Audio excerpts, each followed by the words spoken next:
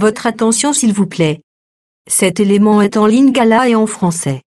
Contactez-nous pour savoir s'il est aussi disponible en la langue de votre préférence. Veuillez aussi noter qu'il est en audio uniquement, dépourvu de ce fait d'image originaire. Christ Equality Foundation, organisme international d'évangélisation, et sa rubrique « Pasteur et thème » vous présente cette vidéo, en accord avec le docteur Jean-Pierre Moubenga, ministre de l'Évangile éternel. Suivez-le tous les jours sur christequality.com et sur évangile-éternel.com. Là, vous y trouverez de manière ordonnée tous ces enseignements disponibles en texte, en audio, en vidéo et en direct à notre web radio et télé. Surtout, ne partez point sans souscrire à l'une de nos chaînes YouTube qui correspond à votre version linguistique. Souscrivez s'il vous plaît. Tous les enseignements du docteur Jean-Pierre Moubenga sont disponibles sur christequality.com/jpmoubenga.html. Bonne édification au nom de notre commun Seigneur et Dieu Jésus-Christ. Amen. Qui est plutôt rapproché aussi aux lois au pluriel et ordonnance au pluriel.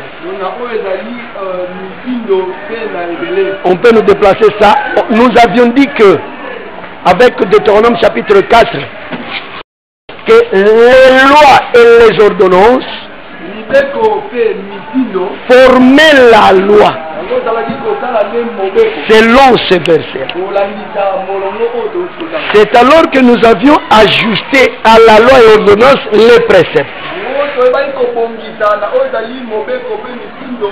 Parce que l'écriture en parle également. Donc, nous avions dit que les préceptes en tant que pratique, c'est un aspect de la loi ou de l'évangile. Non seulement que la loi a un aspect impératif, obligatoire, mais aussi un aspect pratique. C'est là où nous avons rapproché le sacerdoce.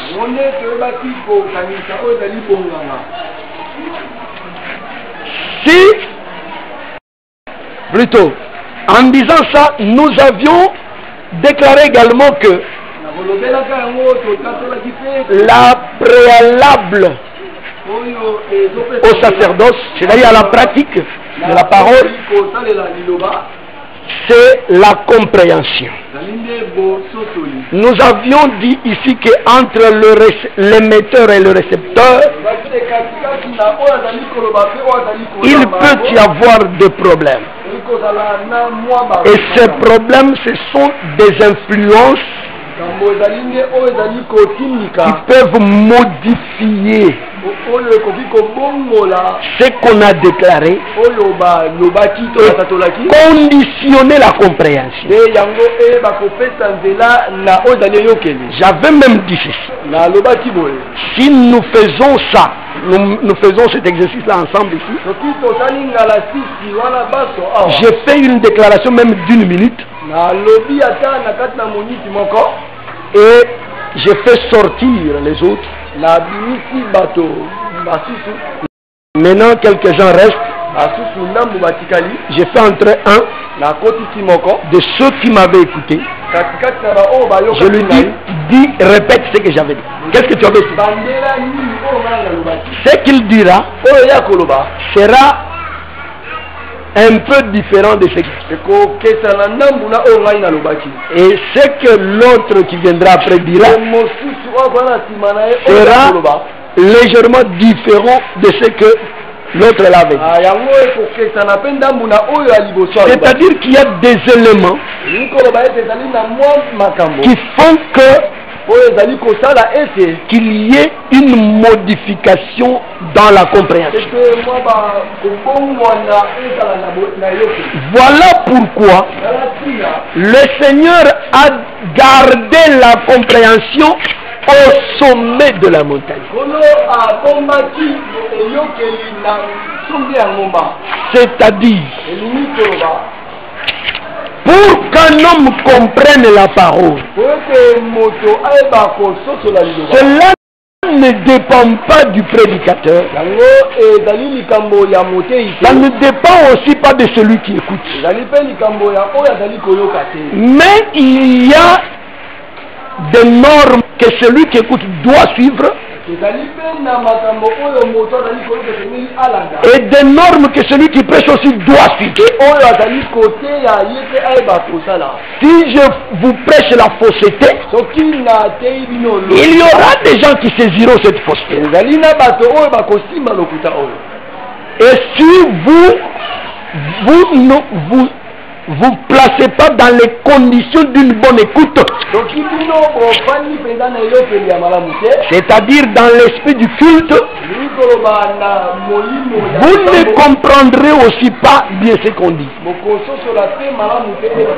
Le Seigneur l'Éternel sait garder le monopole de faire saisir. C'est pourquoi nous disons, si la prédication se passe au pied de la montagne, c'est une façon de confirmer que la prédication se passe au pied de la montagne. Mais sa compréhension se passe toujours au sommet de la montagne. C'est pourquoi le Seigneur, dans le souci donc de faire saisir à la terre la pensée de Dieu, et puisque pour enseigner il faut qu'il soit au pied de la montagne, en d'autres termes, qu'il soit comme un homme, qu'il entre dans la création, il a fait un grand miracle, celui de transporter le sommet de la montagne jusqu'au pied de la montagne. Est-ce que quelqu'un m'a compris? C'est pourquoi il faut écouter comme le disciple. Il faut écouter dans un esprit de culte. Et c'est la plus grande condition pour un bon sacerdoce. C'est-à-dire, pour bien pratiquer ce que Dieu dit, il faut nécessairement bien comprendre ce qu'on a dit. Le langage, c'est une part, mais la condition d'écoute, c'est une autre part.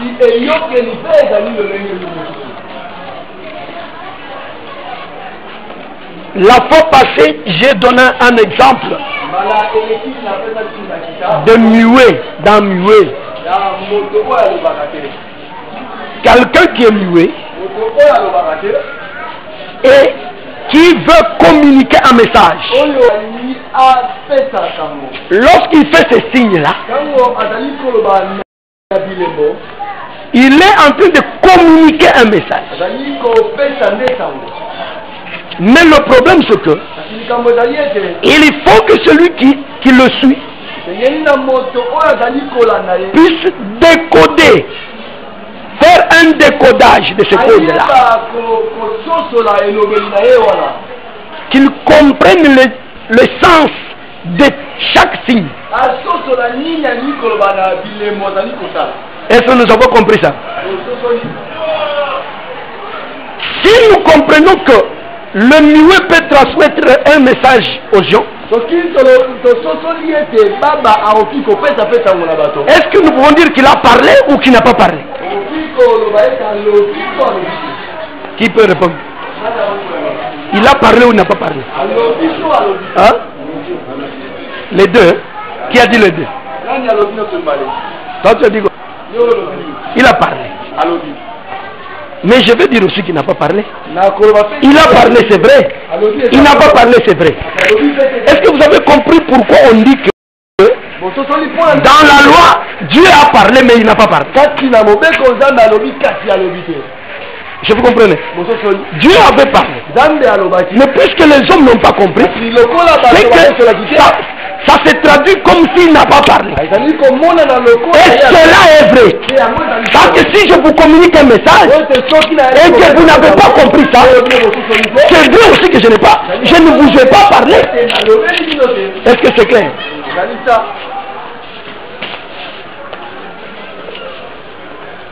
Je voudrais confirmer ce problème de sacerdoce avant de l'achever dans la salle de finition.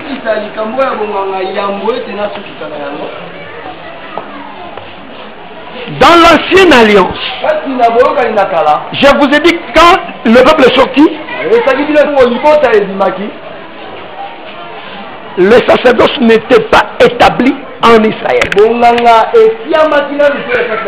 C'est à un certain moment, avec la venue de la loi,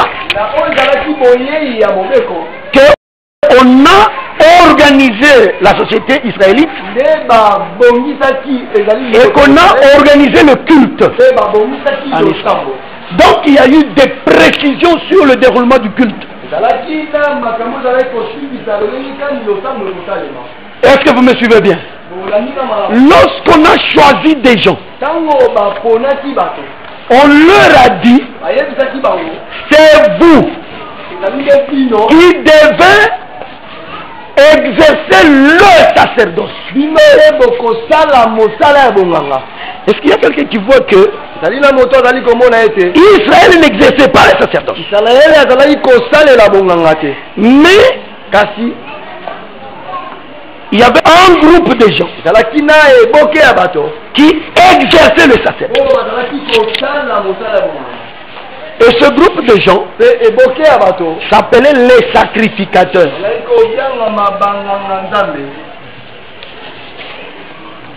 Dieu a choisi un groupe de gens.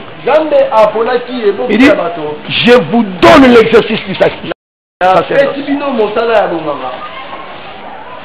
La manière dont ces gens furent organisés,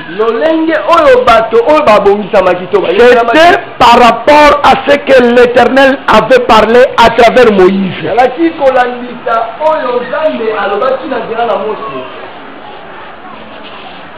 Est-ce que vous me suivez, frère? Mais dans un sens élargi, Israël aussi a exercé le sacerdoce. Dans le sens interprété. Nous le verrons avec le veau d'or. Parce que c'est l'exercice du sacerdoce. Mais le sacerdoce lévitique, d'une manière claire comme ça, c'était pas toute la société israélite qui exerçait le sacerdoce. On l'a donné, on l'a confié à un groupe de gens. Aaron et ses fils. Je voudrais que cela ne crée pas de problème plus tard. Dans le livre d'Exode, Exode chapitre 19,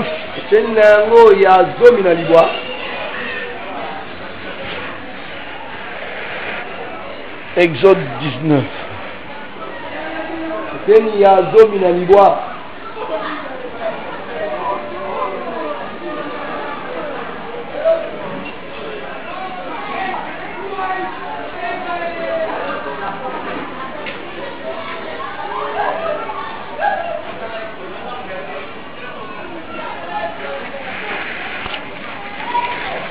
Voyons, peut-être que je ne sais pas 19.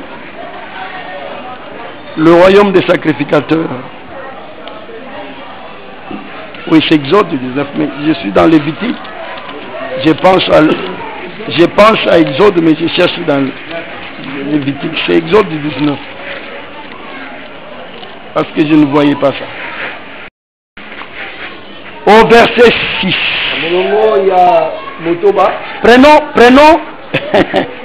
prenons versets 5 et 6.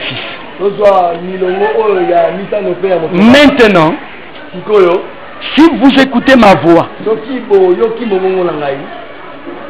et si vous gardez mon alliance, vous m'appartiendrez entre tous les peuples, car toute la terre est à moi. Vous serez pour moi un royaume de sacrificateurs et une nation sainte. Voilà les paroles que tu diras aux enfants d'Israël. Est-ce que vous avez suivi ce qu'on a lu? Dieu ne s'est pas adressé aux sacrificateurs. Il a dit, dites aux enfants d'Israël que si vous obéissez, vous serez pour moi un royaume de sacrificateurs. Cela veut dire, si vous obéissez, vous porterez l'exercice du sacerdoce. Mais Dieu savait que ce peuple ne l'obéissait pas. Ainsi, il choisira un exemplaire du peuple. Il a pris Aaron et ses enfants.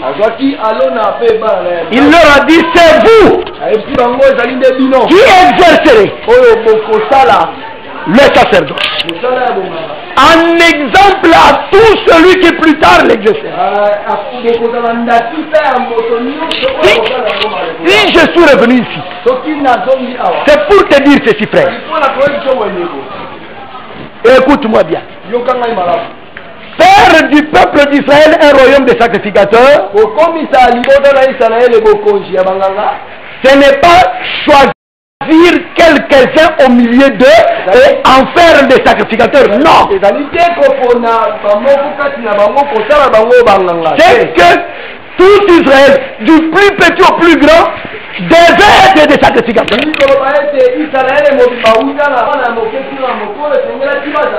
Cela fait dire ceci.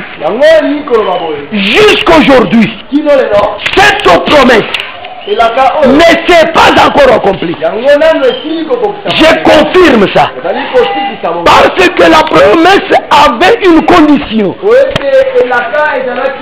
La condition c'était que si vous obéissez à mes paroles, si vous gardez mon alliance, mais jusqu'aujourd'hui, Israël n'a jamais gardé l'alliance de Dieu. Est-ce que vous comprenez? Et vous savez, il y a certains qui savent déjà quand est-ce qu'il gardera l'alliance.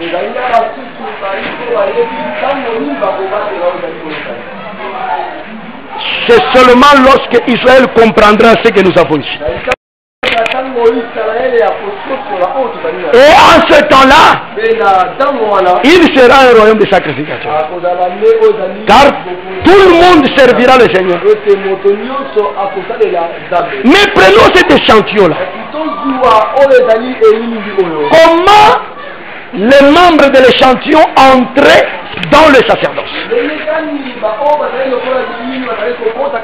Je vous ai dit qu'on n'y entrait pas comme ça, comme on veut, vaille pour vaille. Il y avait des cérémonies qu'on devait faire. Lévitique chapitre 8 a troublé et il a égaré certaines gens.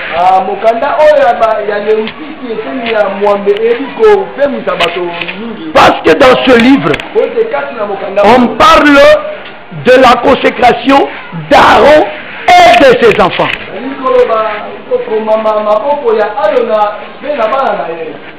Dans ce livre, on ne consacre pas seulement une seule catégorie de personnes. On y consacre deux catégories de gens. Le père qui est Aaron et ses fils qui sont les sacrificateurs. Ce qui est curieux, c'est quoi? La cérémonie est la même, mais elle a des parties qui fait différencier les deux équipes. Il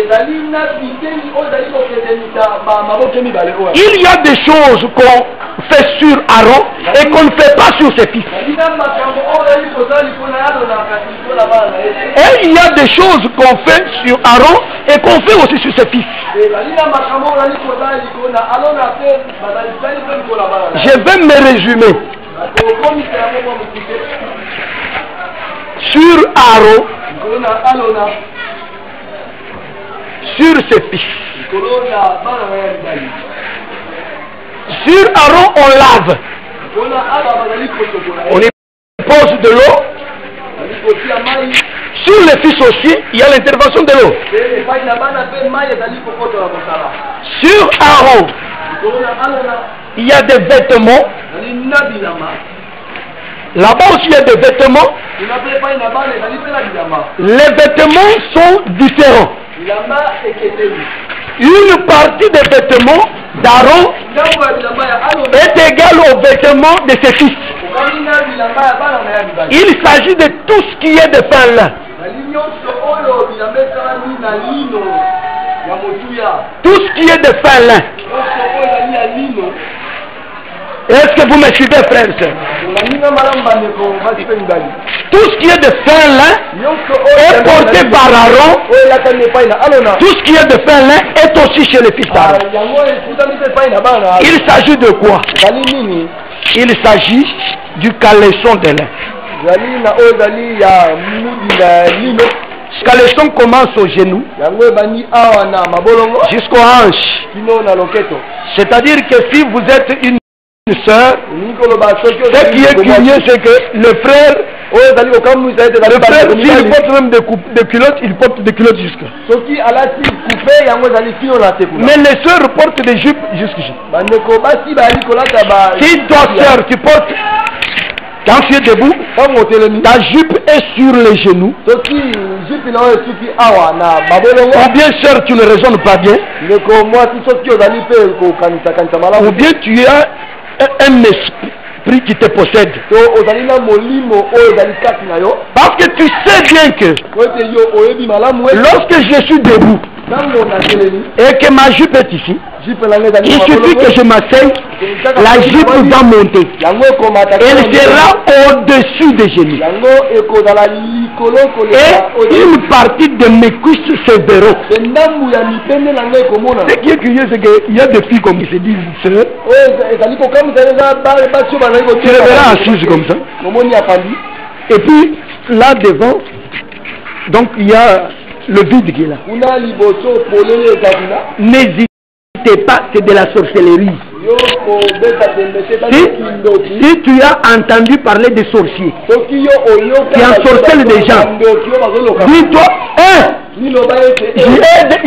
j'apprends souvent qu'il y a des sorciers. J'ai vu une sorcière. Et regarde-la bien. Je ne dis pas que la sœur est sorcière. Regarde-la bien. Parce qu'elle d'ailleurs se vêtit bien. Comprends que celle que tu regardes là est une sorcière. Et puis, tu verrais une fille comme ça. Elle cause avec toi, elle fait semblant comme si elle ne sait pas que c'est ouvert là-bas.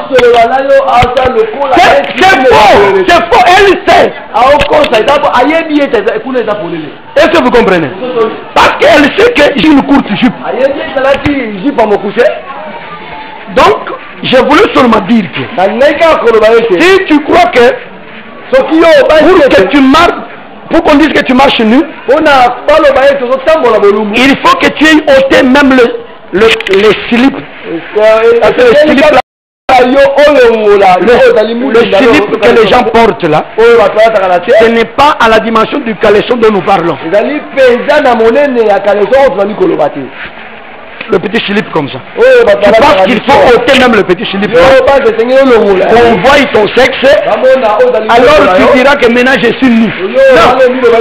Pour les seins, dès qu'on voit une partie de ta cuisse, même toi frère, si tu nous fais montrer, tu nous montres ta cuisse là. Donc tu es en train de nous montrer ta nudité. Est-ce que vous comprenez?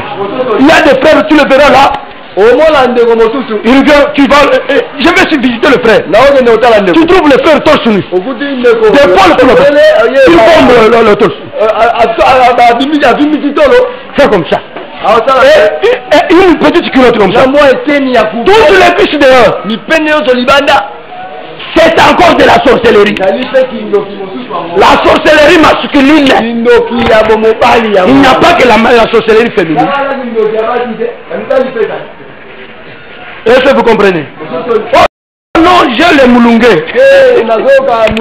Puisque tu as les moulungués, il faut que tu enlèves les habits. Que les gens commencent à voir ton ventre, qu'ils voient ta poitrine. C'est la démonologie. Les saints doivent se protéger. Si tu veux porter une culotte, elle doit nécessairement dépasser les genoux. Je répète, les saints doivent se protéger. Je suis en train de parler aux frères. Si tu veux porter une culotte, porte-la au-delà de tes genoux. De manière que quand tu t'asseras, que ça soit toujours au-delà des genoux. Parce qu'il n'y a pas un verset qui dit ne portez pas de culottes. Est-ce que vous comprenez? Nous ne pouvons pas en faire une loi. Nous avons peur de cela. Oh non, n'importe aucun frère ne porte de culottes. Non. Et quand bien même tu te diras non, je vais porter un cinglet. Comprends d'abord que le cinglet c'est un sous-vêtement, hein? Et tu sortiras avec ton cinglet. Tu reçois les sœurs au salon avec ton cinglet. Le cinglet c'est un sous-vêtement. Et il faut le cacher. On l'appelle sous-vêtement. C'est ça, frère. À moins que ton cinglet soit un tricot. C'est-à-dire, ça te protège bien. Parce que partout là, nous ne pouvons pas en faire de loi. Et les bras aussi. Parce que dans la politesse, les massas samba ici, les sels ici. C'est pas bon. C'est pas bon. Parfois tu verras. Parfois tu as beaucoup sué. Et ça formait des trucs là. Tu n'as pas honte de dire tu griffes la saleté qui est sous ton sel. C'est pas bon. Même sur le plan hygiénique comme ça et de politesse, de savoir vivre. Mais il est bon de cacher tout ce qui peut être intime pour le frère et surtout pour les sœurs. Amen. Donc le caleçon de lin est porté par le Fils comme par le Père.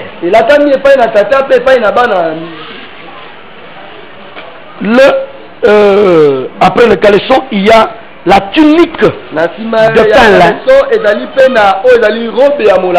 La tunique de fin lin est portée par le Père tout comme par le Fils. La ceinture de la tunique est porté par les deux. Le bonnet est sous-entendu chez le Père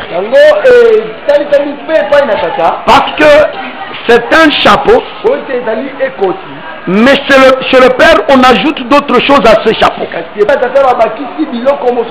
Pour différencier le Père avec le Fils. Mais chez tous les fils, c'est un bonnet. Un petit chapeau qu'on pose là-bas. C'est de fin là.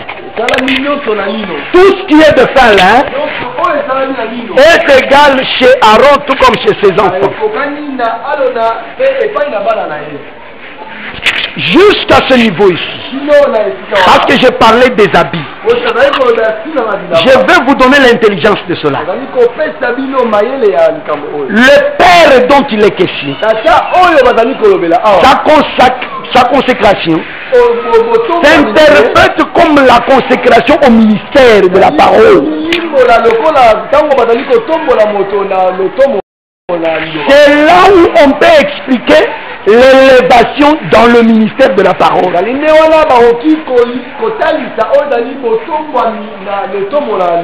Mais l'élévation des fils, ce n'est pas l'élévation au ministère de la parole, c'est l'élévation à la dignité d'enfant de Dieu.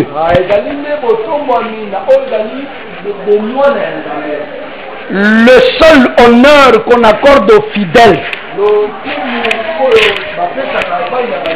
Voilà pourquoi ces choses se trouvent chez le Fils. Chez les fils, beaucoup de fils. Cela, à ce niveau, se retrouve aussi chez le Père. Parce que lorsque un ministre devient ministre, on l'élève, il vient de la masse. Il commence par être fidèle, un fils de Dieu, un enfant. Et ce qui détermine que celui-ci est fils de Dieu, enfant de Dieu, c'est ce caleçon, c'est cette tunique, cette ceinture et ce bonnet-là. Amen. L'erreur qui parcourt partout traduit, il y a des gens qui interprètent disant ceci. Le ministre, en fait, il formule ça de cette manière. Ce qui différencie le ministre des fidèles, c'est le caleçon de lin. Non, le caleçon de lin n'est pas du ministère. Mais si on peut veiller au caleçon de lin, chez le ministre, c'est parce que le ministre, avant d'être ministre, il est d'abord fidèle. Est-ce que vous me comprenez? Je ne vais pas entrer dans l'interprétation des vêtements. Mais ce n'est qu'un exemple que je te donne. Pourquoi on leur avait fait le caleçon là? Suivez-moi. C'est afin qu'on ne voie pas leur nudité. Est-ce que vous comprenez?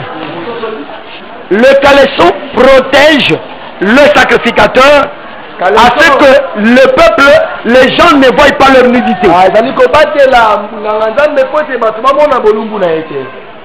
Et la nudité, vous la connaissez, n'est-ce pas? C'est l'état de péché. Quand Adam a mangé le fruit, il a transgressé. Il a transgressé la loi. Et les hommes de Dieu comme les pierres disent que c'est ça le péché. Il s'est venu. Est-ce que vous comprenez ça? Vous comprenez ça, frère? Donc cet état-là, c'est cela. Mais un jour vient où nous parlerons de, n'est-ce pas, des habits sacerdotaux. Alors, à part ça, c'est que j'appelais tout ce qui est de fin là. Caleçon, tunique, ceinture et bonnet. Chez le père, on ajoute autre chose. La robe de l'éphod. La robe de l'éphod, aucun fils ne porte ça. À moins qu'il quitte les rangs des fils pour devenir père. Est-ce que vous comprenez? On ajoute la robe de l'éphod. L'éphod lui-même.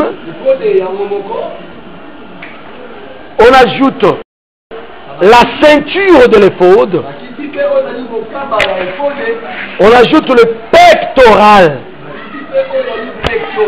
Ainsi que l'urim et le tumim. Voilà ce qui fait le ministère. Est-ce que vous voyez ça? Frère, est-ce que vous voyez ça? Vous ne voyez pas ça? Vous n'avez pas vu la différence? Je ne suis pas entré dans les interprétations de chaque habit.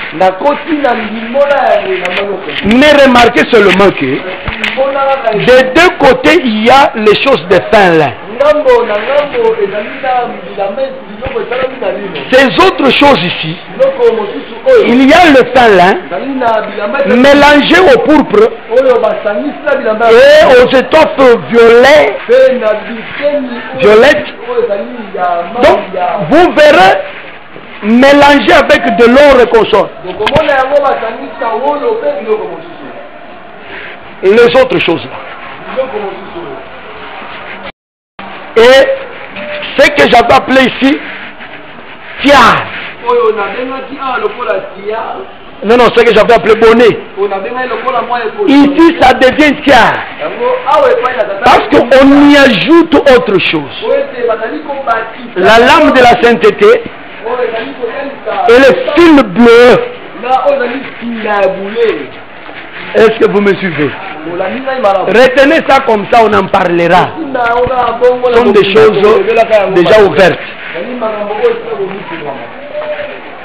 Alors, ce qui est très capital ici, il y a l'eau, il y a les vêtements, il y a les animaux pour le sacrifice, il y a un taureau et 2 béliers. Tout cela, on n'en parlera pas. Mais ça, ce sont des choses qui sont dans la consécration de ces deux. Ce que je vais évoquer ici pour parler du sacerdoce, c'est l'huile d'onction. L'huile d'onction tombe sur Aaron, tombe aussi sur ses fils, mais de différentes manières. Tout commence où? Écoutez, je ne fais que raconter l'histoire de Lévitique chapitre 8. Quand on veut commencer le sacerdoce, la consécration, on passe tout le monde à l'eau. Après les avoir lavés, on les vêtit. Alors, on prend de l'huile d'onction. On verse sur la tête d'Aaron. Suivez-moi bien. On verse seulement sur la tête du Père. Là, les fils sont là en train de regarder. Et aucun fils n'est touché par cette onction. Visiblement comme ça. On verse sur la tête d'Aaron. Ça se répand. Au moment où on fait cela, il y a un grand signe. Jusque-là, aucun animal n'est tué. Retenez ça. Lorsqu'on verse de l'huile sur Aaron, On n'a tué ni le taureau ni aucun bélier. Ce que je dis est très important.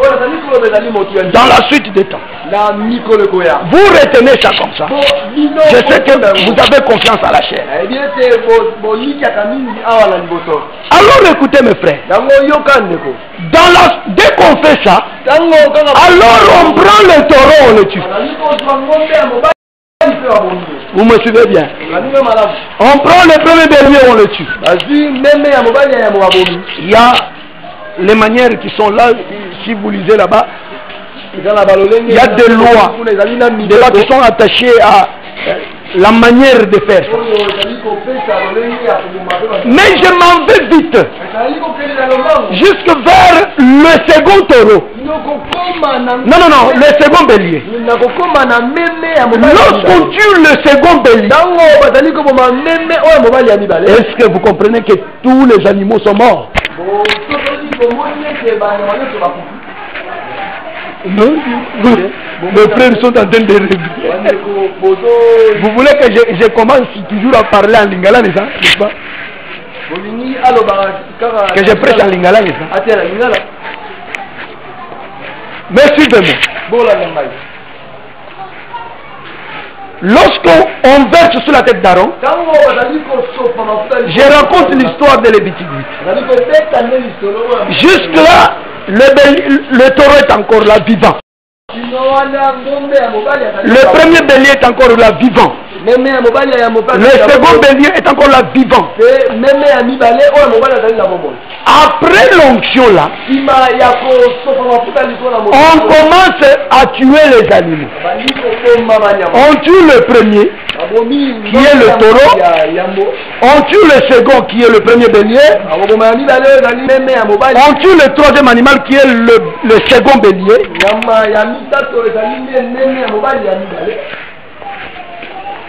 Et ce bélier est appelé le bélier de consécration.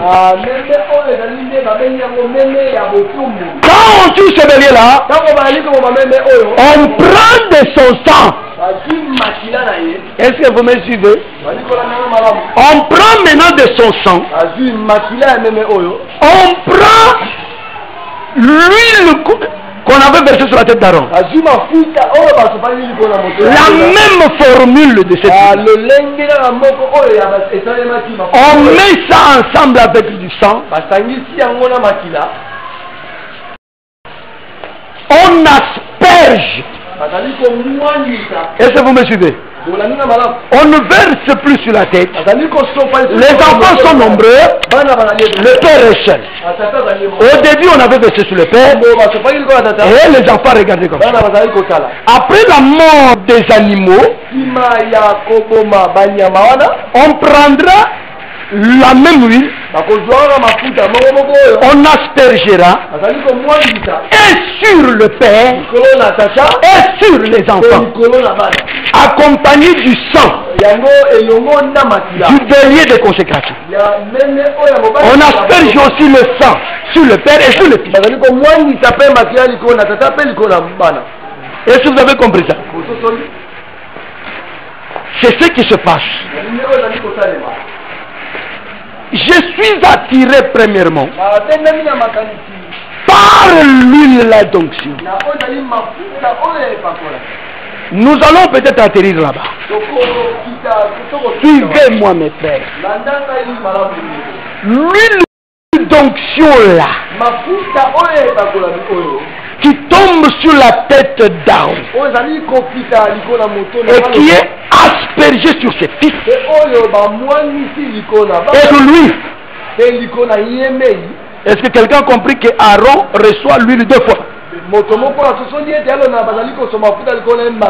Mais le fils reçoit une fois. Cette huile-là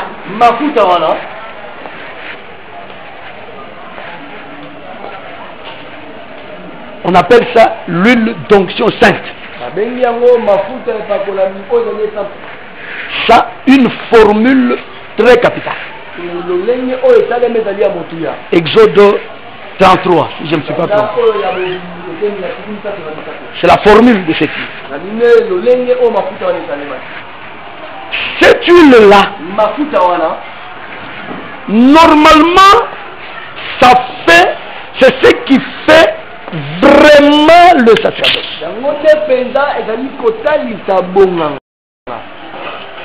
Cela englobe et le Père et le Fils. Mais je l'ai dit différemment. C'est pourquoi nous avons lu ici dans le livre de Pierre, de Jean plutôt. Jean a dit, pour vous, le vous là c'est qui? Pour vous, l'onction que vous avez reçue de lui demeure en vous.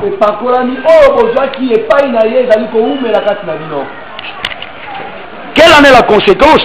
Et vous n'avez pas besoin qu'on vous enseigne. Est-ce que quelqu'un peut comprendre ça? Pour vous, permettez-moi que je lise un peu avant. Il faut que l'enseignement aille lentement pour qu'on comprenne ça.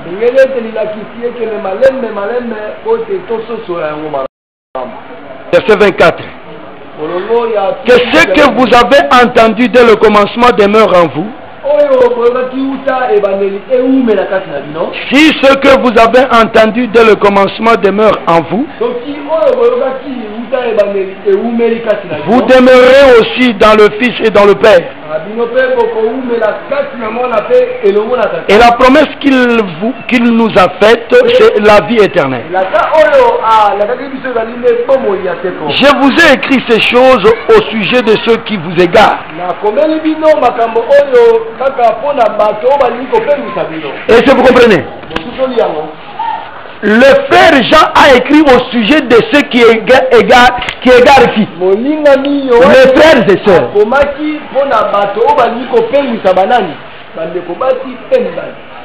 Est-ce que vous comprenez qu'on s'adresse à l'église?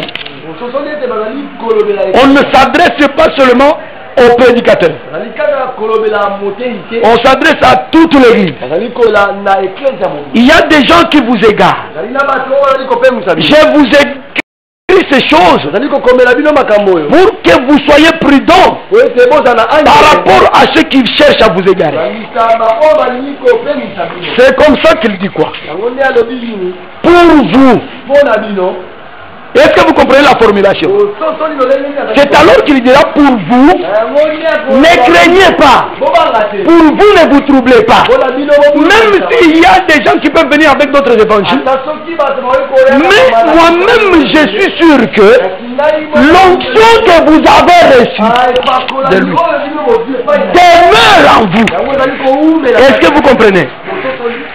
Cette onction qui demeure, il définit cette onction. Puisque l'onction demeure en vous, je ne sais pas si vous me suivez, si vous comprenez ce que je dis. On dit, puisque cette onction demeure en vous, vous n'avez pas besoin qu'on vous enseigne. Est-ce que vous comprenez ce qu'on a dit là? Que vous n'avez pas besoin qu'on vous enseigne si l'onction est là. Est-ce que cela veut dire que nous les prédicateurs nous restons assis et que nous disions bon, comme l'onction est là, que personne n'enseigne? Est-ce que c'est comme ça? Nous, c'est ce que je venais d'expliquer ici. Même si je vous prêche, il y a l'onction qui demeure au milieu de nous, qui est la présence de Jésus lui-même, qui fait comprendre. C'est pourquoi je vous ai dit, le Christ a apporté le sommet au pied de la montagne. Cela veut dire quoi? Si vous ne m'avez pas écouté moi, l'onction ne vous fera pas comprendre. Les frères sont restés à Maluku. Je répète encore. Il a pris le sommet. Il l'a amené au pied. Parce que le pied de la montagne, c'est la prédication. C'est-à-dire, Romains chapitre combien? Je crois 10. Il dit ceci. Comment adorez-vous ou invoquerez-vous s'il n'y a personne qui prêche? Est-ce que vous comprenez ça?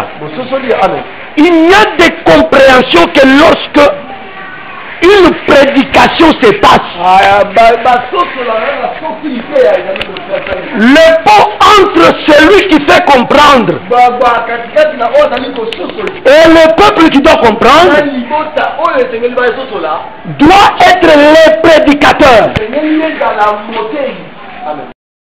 C'est-à-dire que s'il n'y a pas de prédicateur, personne ne peut comprendre.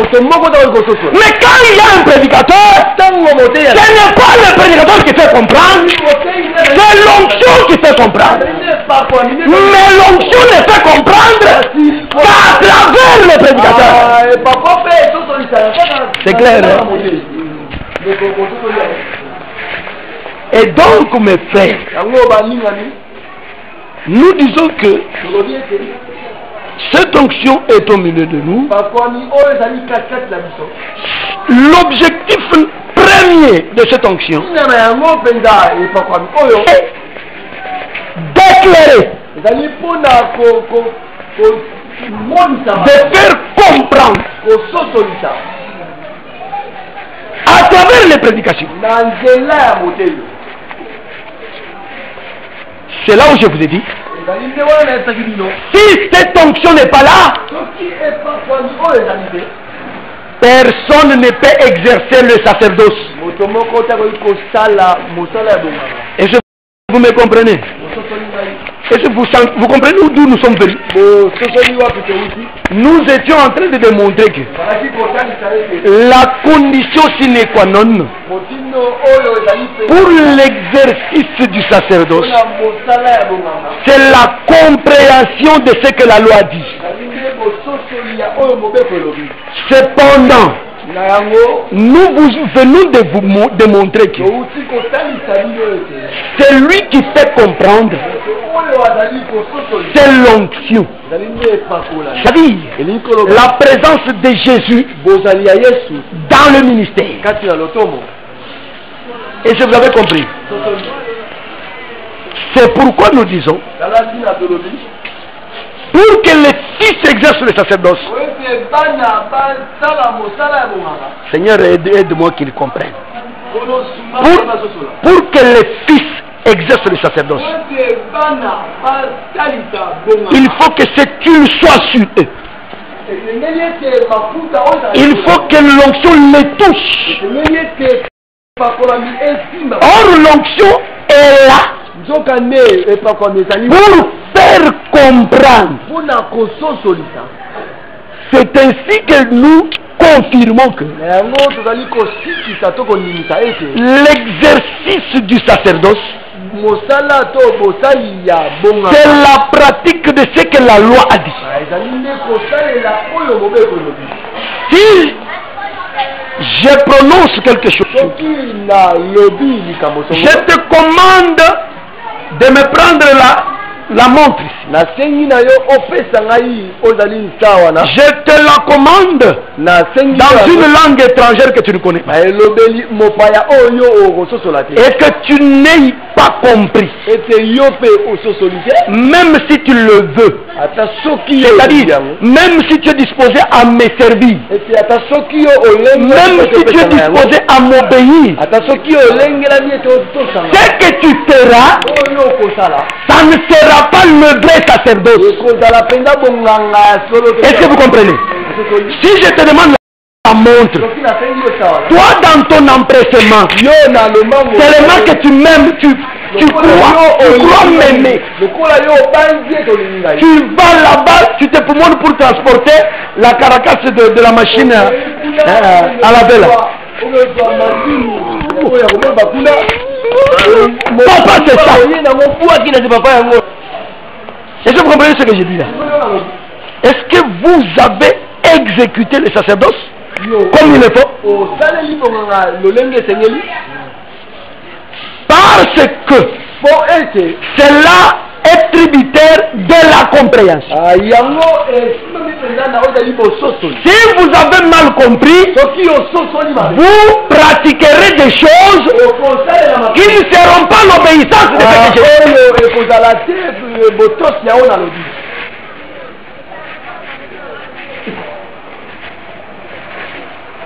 Voilà pourquoi le Seigneur, voyant la manière dont Israël faisait les choses, il pouvait dire que vous ne m'avez pas obéi. Il pouvait dire que vous n'êtes pas resté fidèle à mon alliance.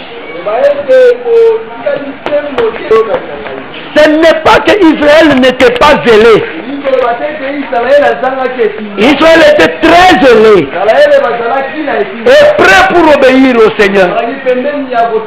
Il l'a dit ce jour-là à la montagne d'Horeb. Nous ferons tout ce que l'Éternel a dit de faire. Mais lorsque l'Éternel a vu ce qu'il faisait, eux-mêmes pensant qu'ils obéissaient à l'Éternel, l'Éternel a trouvé qu'ils n'ont pas obéi à l'Éternel. Est-ce que vous m'avez compris, frère? Voilà pourquoi le sacerdoce devait être voué au changement.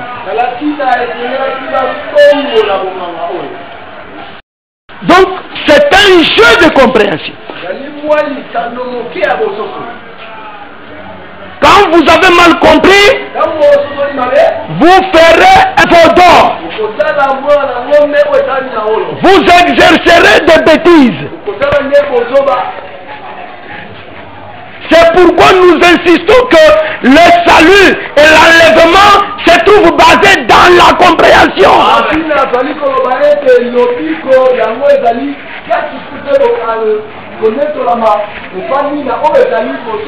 Si vous avez mal compris, vous pouvez pratiquer vos bonnes œuvres à vous. Vous pouvez avoir votre propre sanctification. Marque déposez-vous. Et vous ne verrez pas Dieu. Vous irez en enfer avec votre propre sanctification là. Vous irez en enfer avec vos bonnes œuvres là à vous. Vous ne pensez pas que le diable aussi fait de bonnes œuvres? Vous ne savez pas ça? Frère, vous ne savez pas ça? Est-ce que votre église a des écoles? Ce sont des bonnes œuvres. Les œuvres, le caritas, les œuvres de charité.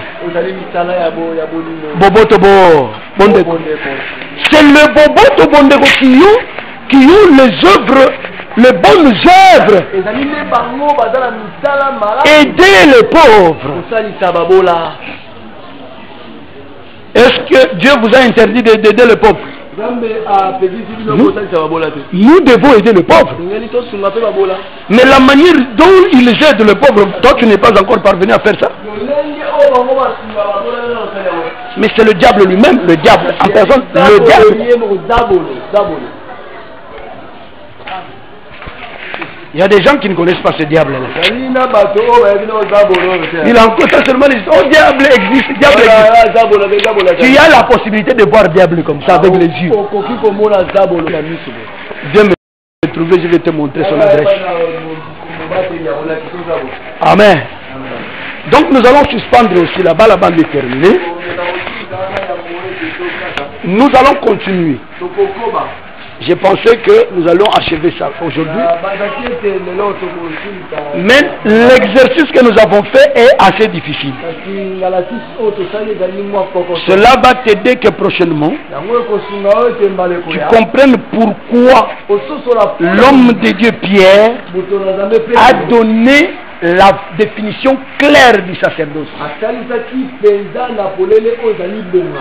Amen. Tu as eu la chance de faire partie du sacerdoce comme tu as assis. Apocalypse 1er t'a dit que tu es sacrificateur. Même la sœur comme elle est là, elle est sacrificateur. Est-ce que vous comprenez ça? C'est une grâce. La promesse faite à Israël, Israël la loupe et elle tombe à vous qui ne l'attendiez même pas. Toi et moi, et moi le prédicateur, et toi le fidèle, nous sommes tous des sacrificateurs. Amen.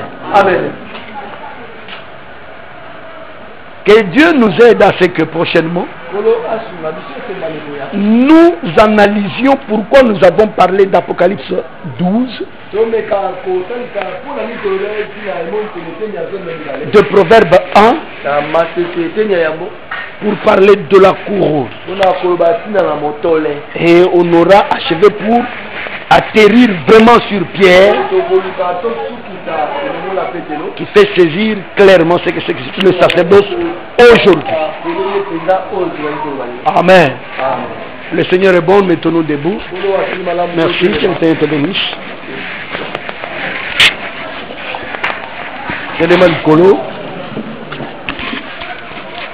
Nous allons remercier le Seigneur. Remercier les Yemutu Asalisi et Asungi et oh yoka quelque chose de Satan. Pesa et merci. Nakomona Isosambeli Sobanso. Merci d'avoir suivi ce message et que Jésus-Christ vous bénisse. Si vous avez une question à l'intention de l'homme de Dieu, si vous voulez que l'homme de Dieu prie pour vous, si vous voulez vous confier à l'homme de Dieu, ou si vous voulez tout simplement bénir l'homme de Dieu, contactez-le directement si ses coordonnées sont disponibles depuis sa page. Sinon, contactez-nous et nous lui transmettrons vos préoccupations. N'oubliez pas de faire un tour à notre page évangélisation pour voir en quoi vous pouvez vous rendre utile à Christ par cette œuvre. Que Dieu vous bénisse tous. Amen. ChristQuality.com. Les cieux en un clic de la souris. Évangile-éternel.com, le site de l'Évangile éternel. Christ et Quality Fondation, équilibrer la manne ramassée dans le désert de sorte que chacun ait un le maire.